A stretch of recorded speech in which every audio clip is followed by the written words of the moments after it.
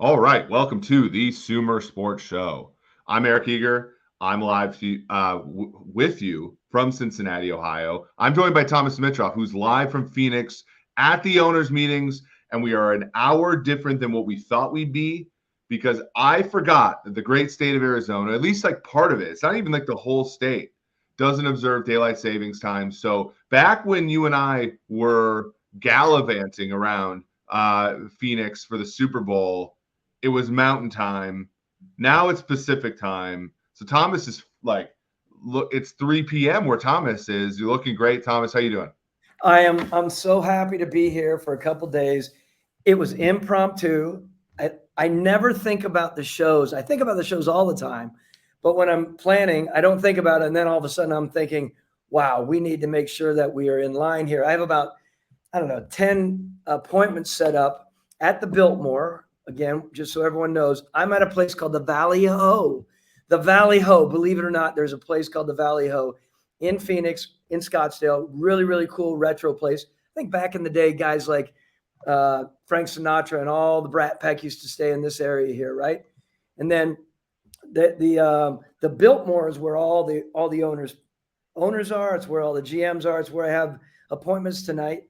But I figured I'm going to stay here right now, do this pod with you clean, so I don't have to find a place at the Biltmore to like tuck in a corner, and I can yell and not have former owners like Arthur Blank walking by me thinking, what the hell is Dimitrov doing here in the corner making a loud. Well, luckily, unlike me, who has a voice that will make people in the next room kind of come over and complain to the landlords, you at least have like a very like sort of good tone there that you could at least pull it off. When I was at the Super Bowl, I was teaching a class. I had to go to like a coffee shop to do it. And people kind of looking at me like I'm insane. You would get stares for a different reason, but this is kind of an interesting time, right? Because you have free agency is mostly all finished. We're going to talk about a few guys today. The NFL draft is in about a month. In fact, basically a month from today. And so it's kind of a natural time for everybody to get together. Thomas, there's sort of like just a brief summary of like what goes on when folks get together at these meetings? So we call them league meetings / owners meetings. We always used to call them owners meetings, and we used to call them like the big boy meetings, right? When you graduate to being a general manager from being a middle management guy, you're at the big boy table with your owner and with your head coach, and there is a lot going on there. If sometimes I think they have certain TV stations or footage of it. I don't know if it's NFL Films.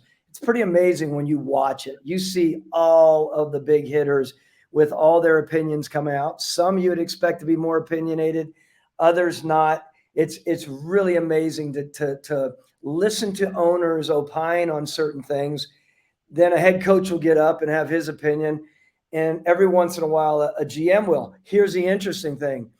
30 years ago, the GMs were really stout, right? They were up there pounding the table, the George Youngs of the world, the Ernie Accorsis, all of that group. The GMs have taken a step back a little bit. It's usually the owners and the head coaches. I've been pushing over the last few years, even before I was let go. We need more presence from general managers. And I say that great due respect to everyone.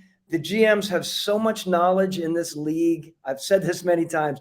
They need to share them. They need to share their opinions and their experiences with the owners. The owners don't just need to go and listen to the head coaches. You need to listen to both. It's a really, really important part of the evolution of the league. Yeah, for sure. And there's so much, there are some long tenured head coaches right now. You think of Andy Reid, you think of John Harbaugh, you think of Mike Tomlin, just to name a few. But, a lot of head coaches are somewhat transient, right? Like, you have guys, even Andy Reid has been from one team to the next. Mike McCarthy's been on two teams before. You have some, sort of oscillation, right? Like, Frank Reich is in year one of being with Carolina after years in Indianapolis. Whereas general managers, there's often like, if you do have success there, you're going to be at that organization for a long time. So there's some institutional knowledge that maybe a head coach doesn't necessarily have because it is more of a position where you can sort of move different teams, whereas general manager, is a position where, especially of late, it's your one job, your one opportunity at least. We're trying to change that now, obviously, at Sumer, being obviously a company where we want to provide tools not only for the general manager but for the people that work for him or her. But that's kind of how it is now, right? So general managers do have some obviously some institutional knowledge that will span maybe lifespans that are a little bit different than head coaches. Yeah, and it's amazing because I do want to set the tone here a little bit. So everyone comes in. Usually it's the owners, of course, the head coaches and the general managers and their families, and then some of the high-level execs, right? So it's at the Biltmore. Think about this. During the day, there are meetings with the general managers, head coaches, and all the management. Everyone has their meetings. Again, not only the meetings around the owners together, but there's marketing meetings. There are all kinds of things going on. The families are usually outside by the pool, hanging out with the kids. And every once in a while, you get some vagrant GMs or vagrant head coaches who decide they're not going to join the meetings. And they may go out and have a pop 2, 3, or 4. And then you run into them later on in the night and you're like, where were you? Why weren't you at that meeting? And they're like, I had someone else sitting in on that meeting for me. So every once in a while that happens. But know this. This is the place where there is a lot of discussions going into the draft, right? You're around the pool having a couple cocktails together, you're having a cigar, or you're having dinner with some of your contemporaries, and you start your draft day trade discussions, or you continue them. So it's a really cool place to have a lot of really interesting conversations. You get a chance to also meet with the owners, which is also important because you can always work on making sure that your relationships from team to team are thriving. Yeah, really cool.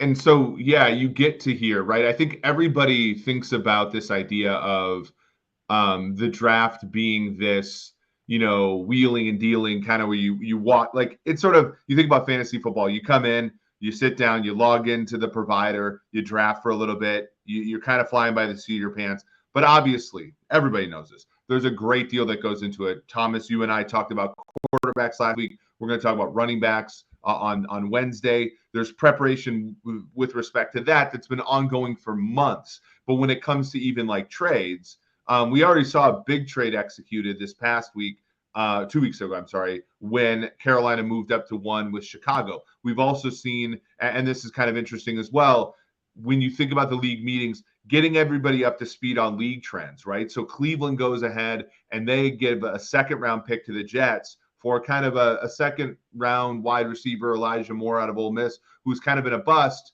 And the funny thing is, of course, the Jets give back a third, right? So it's a second and third pick swap in lieu of, to get Elijah Moore. So you think about this from like the Jets perspective, you're sort of saving face, right? Because you get a second round pick back for a second round pick, but you're really not, right? Cleveland's getting back. It's about the equivalent of a 5th round pick if you add it all up. This is not something that has traditionally happened except for maybe the last 4 or 5 years, right? Those trends, you think about void years, we're going to write about void years on the website over the next week or so, like all the league-wide stuff that changes and evolves, right?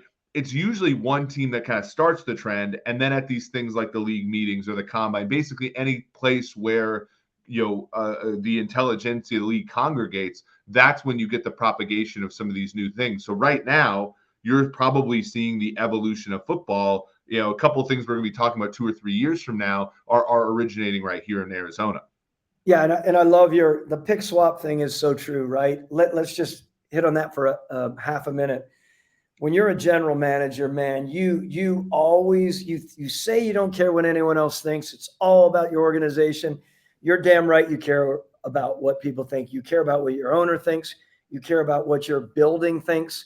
And as much as you don't want to admit it, you do care about your media and fan base, because the last thing you need, your owner, is to be peppered by all of the so-called fan base about how bad you are as a general manager and how you're not thinking. So people say they don't care. They care. They're human. Now, I'm not saying they're driven by it, but they do think about the best case scenario. If they do something, it's looked upon as favorable. And this pick swap idea is something that has worked well. And last thing before we go on, you're exactly right. all of these discussions that are had at these meetings, oftentimes they'll talk about them within these big meetings. It could just be the GM meeting together. It could be the GMs and the head coaches, and there's discussion. It could be the competition committee, or it could be the general manager's advisory committee. People begin to talk. In no way is it collusion. It's just discussion. It's about professional development. How do you do this? Why are you doing this? What's the way to approach this? It is really fascinating. And there's so many different ideas from so many different people. When you get around the really smart ones like the Bill Belichick's of the world, and you get an opportunity to hang out there for a few minutes and listen to him opine and others, man, you better put it in the bank, because it's valuable. I don't know if you've ever, I've read the book, The Big Short, right, by Michael Lewis, one of the great writers of all time. Michael Lewis, by the way, has a penchant for writing books that end up being pretty good movies, where usually the movie is kind of a crappier version of the book. But in the movie The Big Short, they have this like really interesting set of scenes where they go to Vegas for a conference, right? And I think about this because they're essentially talking about selling each other things, but sort of how to sell each other the same things that they've always been selling each other, but how to package them in different language, right?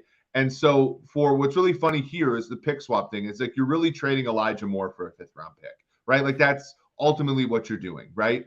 And you would always do that. But now it's actually, no, we're gonna trade the exact same assets effectively, but we're gonna name them different things, right? And that's all what this, whenever you're in and it's not collusion, but whenever you're in a situation where there are buyers and sellers, one of these set of innovations, right?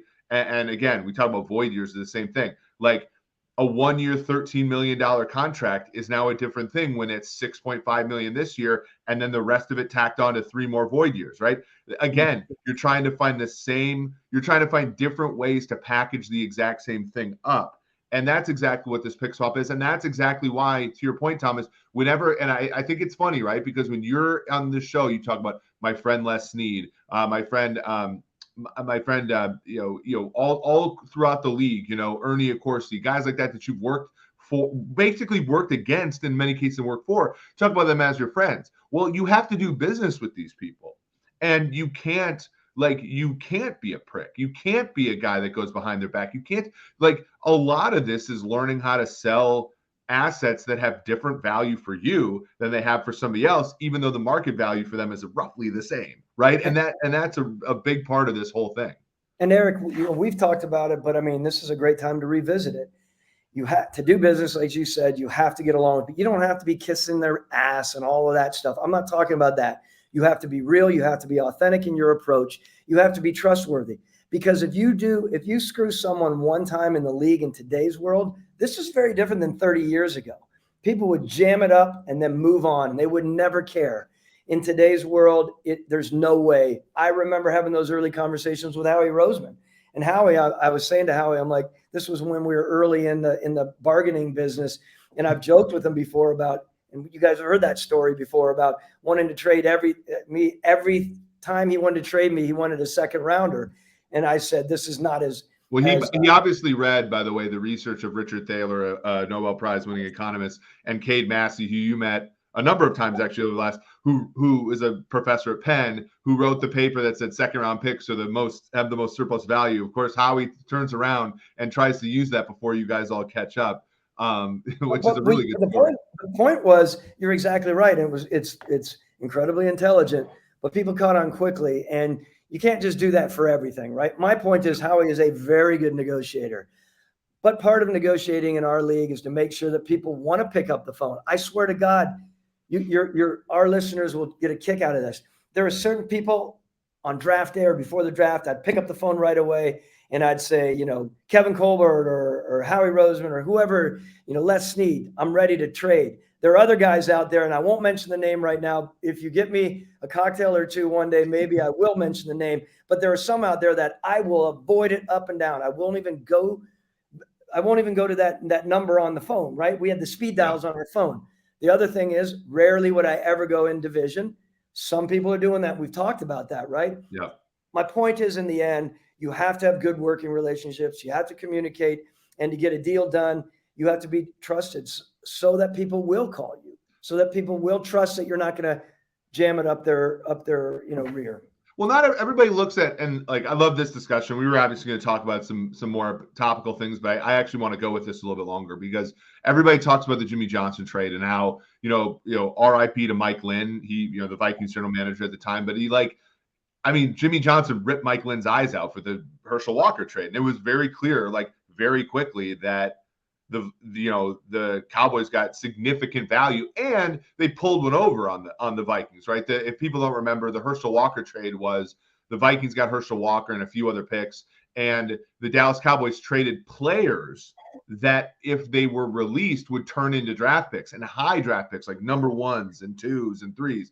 And Jimmy Johnson's like, shit, we're 1-15, we're garbage. So you just cut those players. And so it ended up being like 3 1s, 3 2s, and I want to say 2 3s or something like that for Herschel Walker. Well, okay. And granted, people still traded with Jimmy, but in fact, in record levels. So maybe there's, but it at some level, and I've actually had like one of my best friends in the league, I'm not going to say his name, of course, because it's such like a good like story. And I want to, I think the sentiments there is like, I once messaged him and I was like, hey, like, you guys absolutely killed him on this trade. And he goes, well, I hope this player at least lasts a year so they'll call us back next time. So let me add this, because what you're saying is very important as well. I'm not saying you don't get the best for your organization, right? Mm-hmm. What I'm talking about more is the mistrust of duplicitously going around people's back, trying to work deals on the backside, if you beat someone fair and square and that guy's head is completely spun around, that's their deal to deal with, right? I'm not going back to Jimmy Johnson and trading with him because he's done that. I look at Mike Lynn again, like you said, rest in peace. I look at him, that's his, he made his own bed. I'm talking about the duplicitous bull crap that happens sometimes, right, where you can't trust that guy because every time you turn around, that GM or that head coach are going to do something to undercut you. There's the difference, of course. Yeah, I think, but you also know though, right, that so there's the duplicitous side, which I 100% understand what you're saying. This person lying to you, right? They're saying, hey, the deal's done, and then they go around and they tell the next general manager that they have this deal in place, and they get a sweetener there, and then you're left holding the bag. But there's also this part of like, if a team is constantly like, again, like my friend, we was basically like, I hope that this player makes the team because I don't want them to think that they're always getting killed by us and they don't pick up the phone. Like that where like you want, it was so important when we got the Adolfo trade with the Detroit Lions.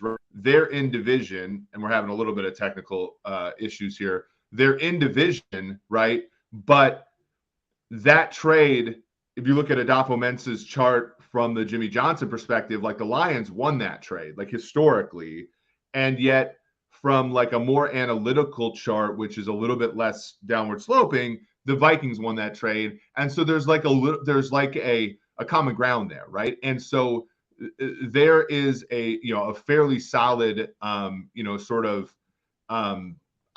think there is some I would say motivation to sort of make a deal that is beneficial for both sides and you win kind of slightly, but I just could be naive there. Well, look, I think maybe not. I mean, it honestly is from case to case, Eric. There are so many different cases and situations and scenarios that present themselves that would have you going one way and approaching it one way and another time another way. Believe me, as I mentioned, I've been on sides where it's been really smooth and easy going. I've been on other sides.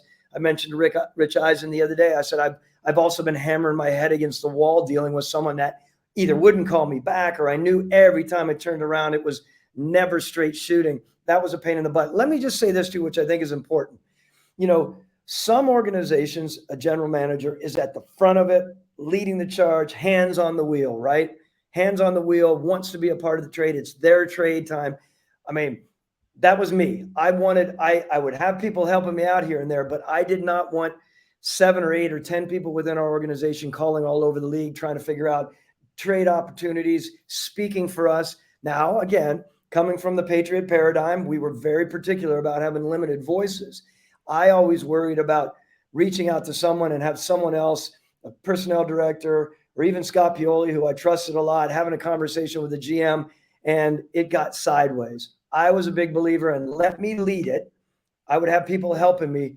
But there are other teams out there. I know Andrew Berry and the Browns. There are teams like that have they have a whole gaggle out there trying to get the lay of the land. That wasn't something that I believed in. Not that there's anything wrong with it, but that's an important I thing. think information overload is a huge problem, right? And I think one of the things that we want to help teams with at Sumer Sports is a system wherein the information is less. You're less drinking from a fire hose. Like what we're trying to be is kind of a filter in many ways, so that these things can be better codified. And if you do trust people within your staff to go out there and actually try to see what the market is on players, it doesn't necessarily come to you in 75 phone calls. It'll come to you within a tool that we're building. That's really what I think that we're trying to do. Ultimately, we're just trying to make the information flow better. From individuals on teams to decision makers on teams. SH991 with a hi there. Mojal, I think we got our internet back in place here, but it was giving me an issue here. But yeah, we're really happy you're all here now. We've talked a lot about Lamar Jackson, Thomas, and at this point, like, for one, he said he asked for a trade on March 2nd. That was before the deadline to non-exclusive tag him. They non-exclusive tagged him. We don't know whether or not they made that decision, told him about it, then he wanted a trade, or whether the trade request precipitated it. John Harbaugh at the league meetings sounded a little bit like, I think obviously this is a little bit of a play, but he sounded a little naive about it. Like, hey, Lamar's going to be back here. We want him back. Can't wait to have him back. Things are clearly sideways between team and player. I don't see anything getting done before the draft because, the teams that could really use a quarterback are funny. They're all picking high in the draft. And you don't really want to give up a high first round pick as part of either a trade or a signing of him on the non-exclusive tag. Signing him on the non-exclusive tag also out to is wanting a new quarterback, and the Ravens could always match it. So there's a lot of really touchy things here, Thomas. Like, I know we talked a lot about Lamar. I don't really want to talk about him as a player now. We all know what kind of player he is, but this situation, how difficult can this thing get for the Ravens and Jackson? I think it can get really tough. Again, Eric DeCosta's, he's got his hands on the wheel. Speaking of hands on a wheel, and Eric is really good with it. He's strong. He's intelligent. He knows where he wants to go with it, along with John. John's in that really tough situation, having to answer to the media who are asking about this trade, the trade idea that didn't get out. That's really uncomfortable for him. He's got to play it the right way as a head coach, of course. And then let's just go. So that's complicated, right? 32.4, right? That's the number, correct? Yep. Okay, play with that. Everything's fine. But now you fold in this whole idea where someone truly doesn't want to be there, and it's starting to get contentious, which is tough. And then, interestingly enough, you read about our friend Bill Belichick basically telling everyone, hey, back the F off. Do not talk to me about other teams' players.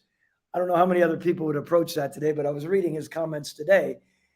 Bill knows how that is when you get caught up in all of your stuff, getting caught up with everyone else, right? So my point is, Harbaugh and DeCosta, man, they have a lot of stuff to face here, of course, and I'll be really, really interested to see. It's going to get more messy before it gets better, as you and I know. Yeah, for sure. And this is a situation where, again, the Ravens have benefited a lot from him, but there's also not a ton of precedent for a player who plays the game like he does. When he rushed for 1,000 yards in 2019 for the first time, almost 2/3 of those yards were on design runs. So in a lot of ways, his rushing was a lot like a running back. Michael Vick, when he did it in 2006 for the Falcons, it was about 2/3 were on scrambles. So it was still kind of a different load that he was taking on. And so, I know the Ravens are a very analytical team. I know that they have, a very good idea of the probabilities here. They actually were very smart, I think, in applying the non-exclusive tag. I think the whole media and league overestimated the number of teams that would actually come forward initially and offer Lamar. I do want to give you a little bit of an idea, though. I think Lamar Jackson is not going to move, and this is going to be fun, for us as we build content for the draft. I don't think Lamar Jackson is going to move until after the draft. And here's the reason why. I think when you look at if a team were to sign him to an offer sheet, a few things could make that better. Let's say you're Detroit and you're picking 6th and 18th. If you were to sign him now, you would have to give him a new contract, which means you'd have to kind of finagle your cap a little bit. You'd have to get rid of Jared Goff, and then you would have and you would also be foregoing taking any of those quarterbacks we talked about last Wednesday, Anthony Richardson, Will Levis, anybody beyond that. And then you would be giving up the 6th pick, which like you kind of hard earned that 6th pick. You traded Matt Stafford. You watched the Lions kind of struggle a little bit. Now, if you wait until after the draft, right, presumably you know whether or not you were able to get Anthony Richardson. You knew what the price was, or Will Levis.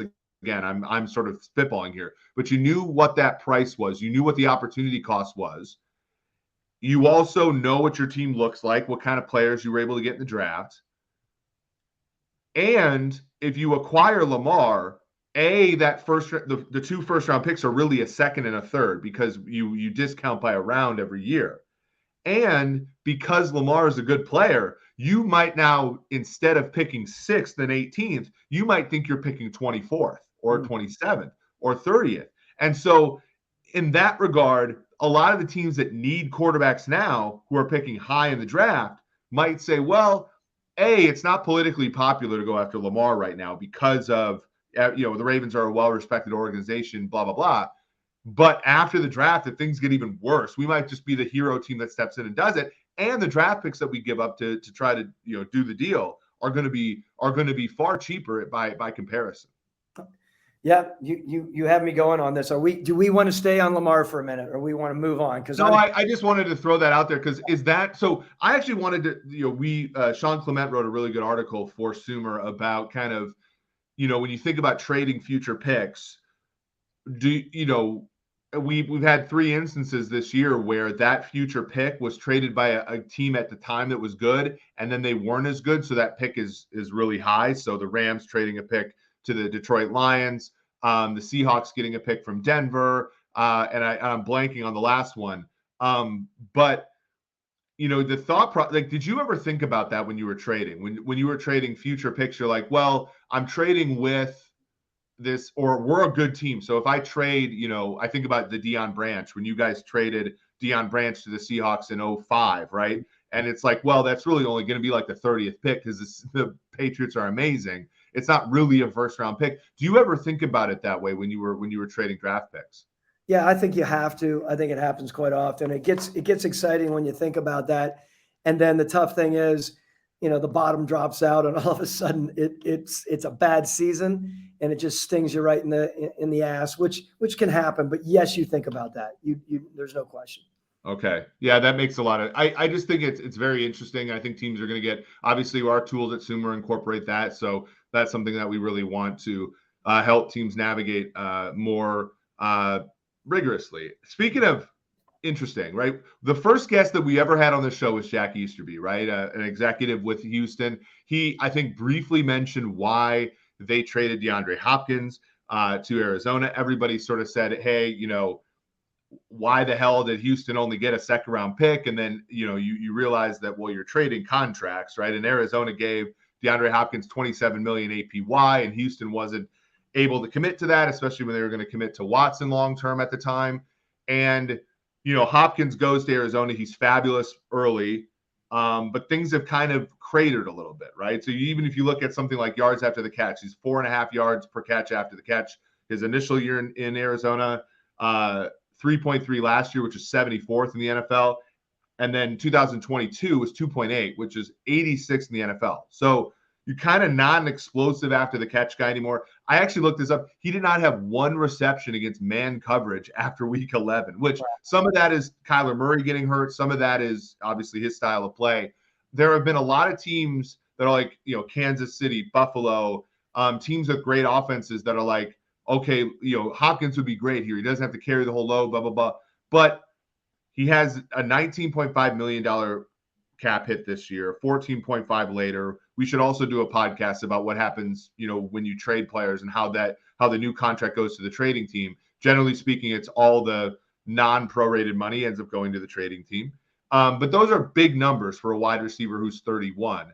Arizona reportedly wanted a second round pick or a second or third round pick. But Brandon Cooks then went to Dallas for a fifth. And so now you have this marketplace, which is Arizona clearly wants something in place for a guy that they've invested so much in. And the market's kind of like, we're going to kind of wait for you to release him. And so we're at this standstill here, Thomas. I personally don't know if it's going to happen anytime soon, but it's a very interesting case of you're really trading for the player contract once they're a certain age and not necessarily the player's ability. All right. So then, of course, I'm going to bring this back to the executives involved. I'm going to bring it back to Monty Ossenforth, first-time general manager, and Rand Carthon, first-time general manager. Where I'm going here is Monty wants nothing more out the gate than to impress Mr. Bidwell that he is frugal and proper with his money, right? Because we know that's where the Cardinals are.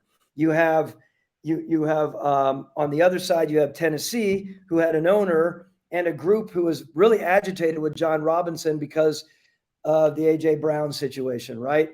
Let's see what we can do. Doesn't mean that person has to be the best wide receiver in the country.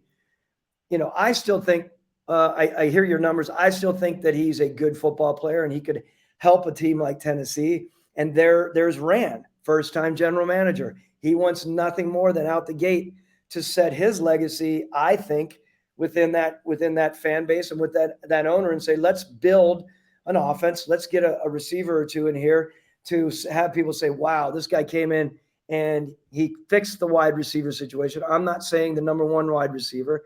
So I think you have two really interesting situations here. I guess what I'm saying, I'm not saying that this is going to happen. I would love to see it play out this way, that both Monty Ossenforth and Rand Carthon, for the respective teams, first-time general managers who both have their needs, would be able to solidify a deal here. Yeah, it's a really good idea. I think, especially because Tennessee is kind of, now it's very, again, we think about these connections, right? Tennessee, you'd think at first blush that they're, again, we don't use the word tanking on this show. We say they're going through some things roster wise. Kevin Byard has requested a trade. They wanted to give him a pay cut. He didn't want a pay cut. That's life.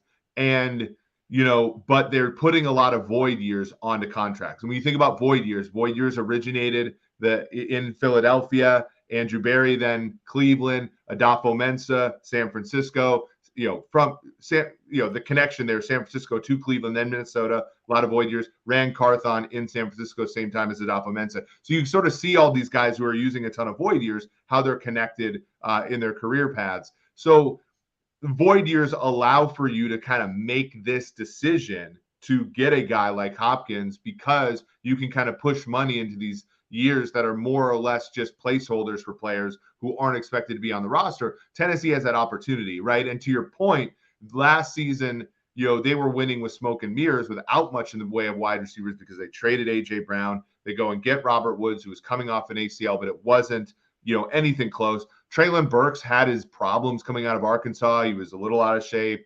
He sustained some injuries, but you say, okay. They missed on Julio.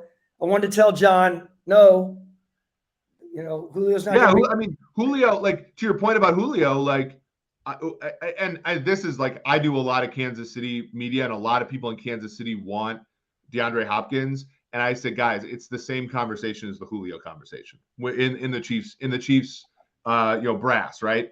The Chiefs don't trade for old players. They don't pay old players. And like, Julio Jones is a Hall of Famer. DeAndre Hopkins is a Hall of Famer.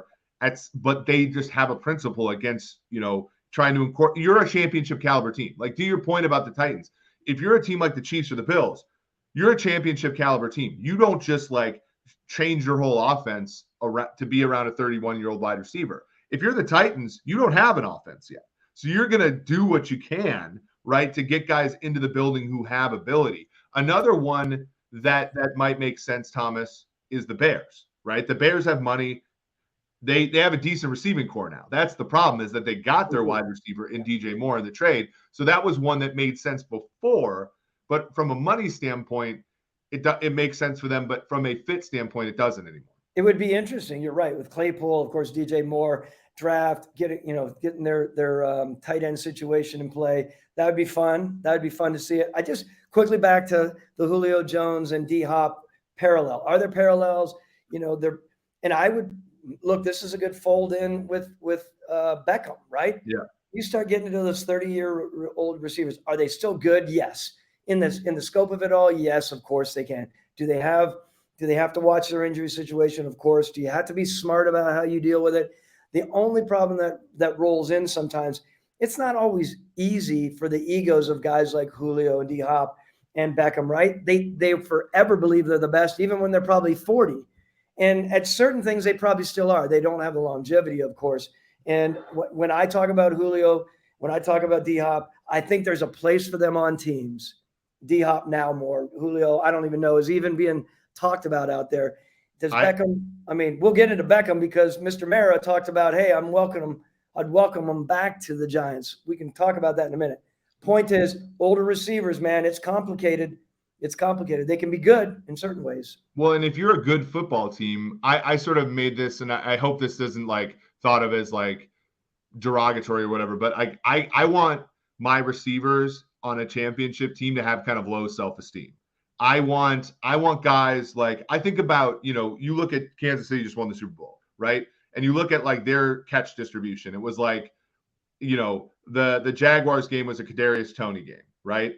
And then the championship game, Marquez Valdes-Scantling had one catch in the 2 playoff games other than the title game where he had 100 yards and a touchdown, right? Like, and you didn't hear a peep from Valdes-Scantling, oh, I want the ball, or, oh, I had a crappy game. Well, at least we won the Super Bowl. Or, I think about this, and not granted, Terrell Owens is one of the best players to ever play football. But you remember when he came back off against you guys and he had that ankle, and he went up to Trey Wingo after the Super Bowl that you guys played, and he said, I told you I could do it. That's a losing player in the Super Bowl saying, I told you I could do it, right? Like wide receiver, and that's kind of how wide receivers have to be mentally. But if I'm signing Odell Beckham to 1 year, let's transition to Odell. If I'm signing Odell to 1 year, $5 million, I need him to be okay with 0 for 0 some games because the flow of the game gets to a different wide receiver. I need him to run the defense off for a whole game from a certain position if that's what it dictates. And that was always the reason the Tyreek Hill trade made sense, because you had 2 alpha receivers on your team that you had to pump passes to. And like you think about your Falcons team when you won the NFC in 2016, Julio was your alpha. Yeah. It wasn't like Taylor Gabriel was getting 100 yards every game. It was like the 0, 0, 100, right? He would kill you when you weren't looking for him. If Odell's going to go play for a team, he's got to accept a role. And I think that that's a really hard thing to do for a guy like Odell, where you're an amazing football player for so long. You make a ton of money. Now they're asking you to not make a lot of money and accept a role. That's a tough one. You cannot kiss anyone's rear as a head coach. That's why guys like Bill Belichick can pull it off, as we mentioned with the Corey Dillons and the Randy Mosses back in the day. So does Brian Daboll have that presence about him? He's a tough ass. I like Brian. Brian will get into someone. You want to be here?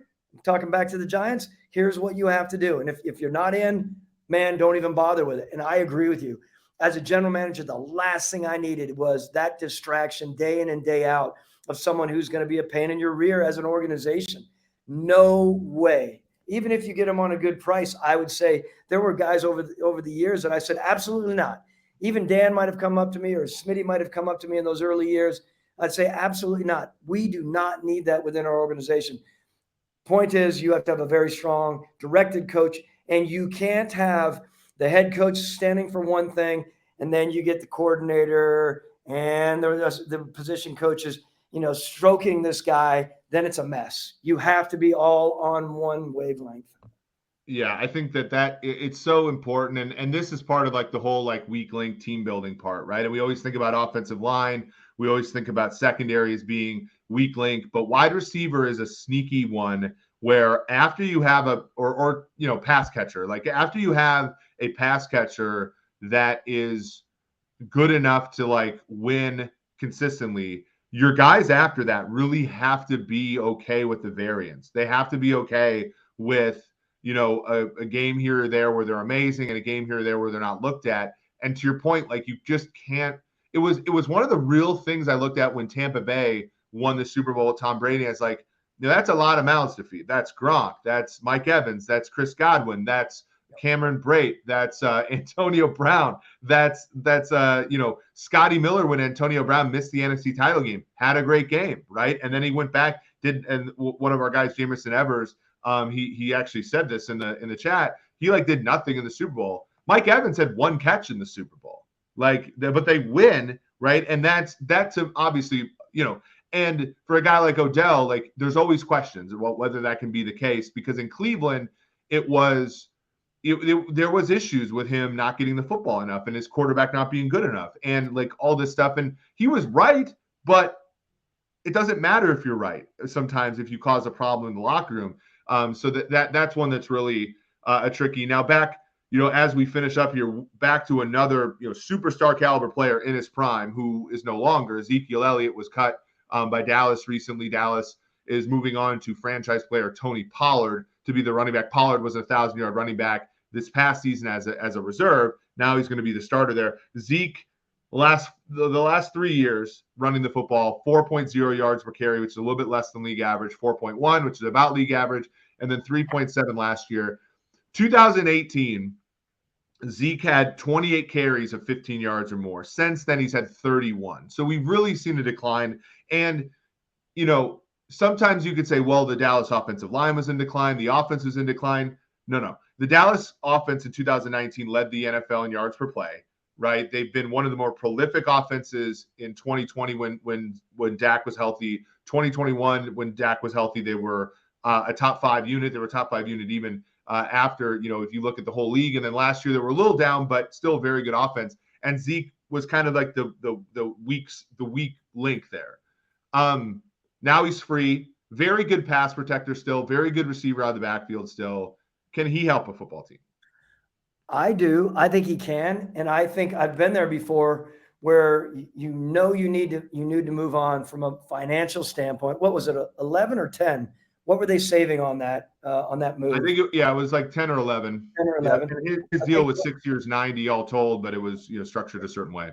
So it's legitimate. And what you think as an organization, you man, would love to keep the guy. I'm not answering for them because I'm not in the building, but I know this. He's got a presence. He everything you said he does, pass protection. He can still catch the ball. He's a good runner. He's not the top tier, as we know. But if you start thinking everything you know about the guy and you're hoping and praying, what if he saw the writing on the wall? He went out, we always used to say this, give the guys an opportunity to see what's out there in the market and then let them come back, humble a little bit, settle a little bit, not even humble, just say, look, Zeke, you come back here. We'd love to have you back here. And instead of this number, we're going to bring you back here. You can finish off your career for us. You can be a very valuable part of what we're doing. I could see him going back to Dallas. I really could. I don't know. I mean, I read all this stuff about Philly. I just don't know if he realizes he's not going to be making. I mean, what's he going to be making? Is he going to be making 3, 4? Yeah, it's maybe 3 to 5, and I think that people get a little bit misunderstanding about well, he's all this dead money to Dallas. Well, he's already been paid that money. He's looking for new money, but it's not going to be that much. I heard Cincinnati needs to replace Samaje Perine, who is a very effective kind of third down back. We did talk about this when we were talking about the running back position a couple weeks ago on our channel. Some of these guys really do transition nicely into kind of that third down role. You had Jarius Norwood on your team, and Cadillac Williams was kind of that player. Ronnie Brown was kind of that player, weirdly the same draft, where they kind of transitioned into more of a third down complementary back because they do all this stuff that you're good at when you're most running backs, right, Thomas, when you look at age curves, they just get worse as they get older running the ball, right? They come in about as spry as they're ever going to be. Well, okay, let me just add, I remember I was so excited about bringing in Steven Jackson, everything about him, big old stud, right? And Steven he's a good man, and he still had value for us, but there were times when you could tell it was on the tail end of his career. But you get caught up in it sometimes when you're talking amongst the coaches, and you're like, man, we could really use this guy's leadership. We could use his experience in the locker room. He can help this young running back along. But back to what we said about the receivers, the running backs too, they want to tote the rock. They still think they have it. That's just their nature. And so, it's another situation that's not as easy. I love bringing in a veteran running back, but you have to know how to use them. And the reality is, most times they're not going to be a difference maker. Corey Dillon was a difference maker for us in New England, if anyone even remembers that name. He was. I mean, you're talking about like a 1,600-yard back. Like that's a pretty. And but to the other part is like that was a short amount of time. That was 04, right? And then by 06, you guys had drafted Lawrence Maroney, and that was a timeshare, and the wheels kind of fell off. But you guys always did a great job in New England of like, you're talking about like Sammy Morris. You're talking about Antoine Smith was the first one, right? That was the first Super Bowl back you had, who people forget that, but he was like 1,000-yard back for the Dolphins beforehand. And, you guys kind of always did the running back position, I felt like fairly solidly.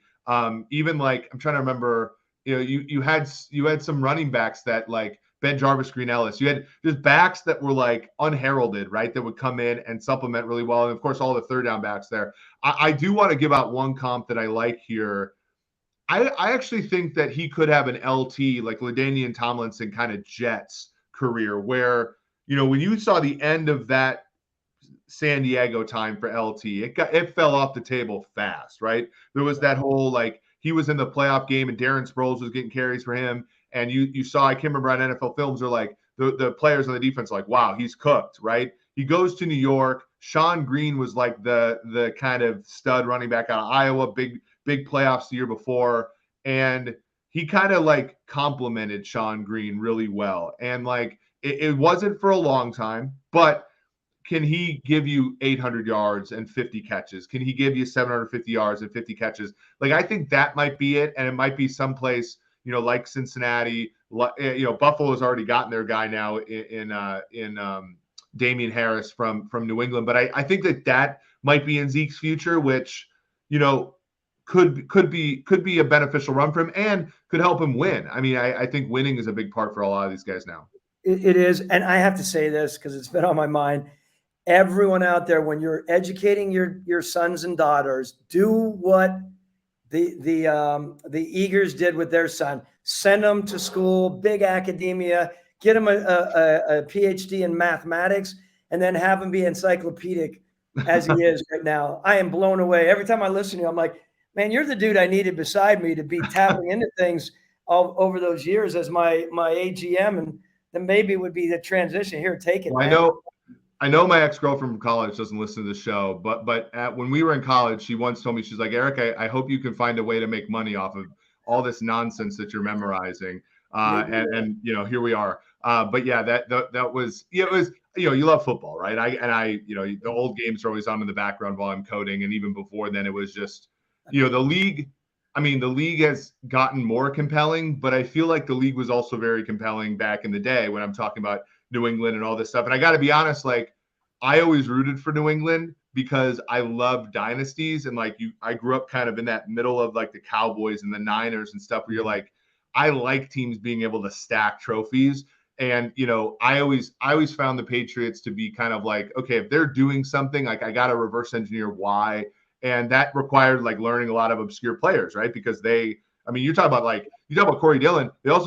They failed a lot of times, like Joey Galloway, Ojo Cinco, like, and like that, is, that's part of it. Like all the cutting room, the cutting room floor includes a lot of these guys. So, look, what you're saying is so cool, and I agree with you. And there is some passionate about some of those old names and mixing them in, being able to draw. And just so everyone knows, I mean, when you get, I used to say this all the time. I'd say it to my college and pro directors. I'd say, look, you're the one that needs to be the go-to people regarding names, not just because you can pop names. I want you to pop names out, but I also want you to compare. You're bringing someone to me as a general manager and you're saying it's, Corey Dillon, like, I want to know that you're paralleling them well, because that is a really good way to put your team together when you're comparing players. It can be 10, 15 years before. It could be 2 years away. All I'm saying is there's a lot of discussion. Head coaches, general managers always want comparatives. That we've said that so many times in Sumer, right? You guys get sick and tired of me saying that, but if I'm saying what a GM's saying is like, give me legit comparables. Well, And there's a very good movie. So a couple things, right? Like there's a very funny movie that I remember from a kid called Road Trip, and one of the guys in the movie, he's like, "Can I teach you? I think it's like American history before your test." He's like, "I can teach you anything as long as I know how to relate the material." Like that's as long like learning about the future is just about trying to relate it to everybody's past. And like you think about why Sumer exists, it's because Paul Tudor Jones and Jack have this, portfolio optimization background, and they view football as that kind of problem. Now, as we know, it's not perfectly that way, but it's and so we draw from their expertise in that area, and they draw from our expertise in other areas. And like, we have people that work for us at Sumer that are from baseball or basketball and like other fields. And like I do a lot of my reading now in basketball analytics and soccer analytics because I've kind of done as much football analytics as I might end up doing. And so I'm trying to draw from them. And it's all about relating new material to your past. Well, I would say you go in there, anyone who's come rising through the ranks, if you're a middle manager at a team right now, or you have this quest to be that way, the quickest way to lose any validity when you're going to interview for a GM job or an AGM job or personnel director job is to not have context and not have historical understanding.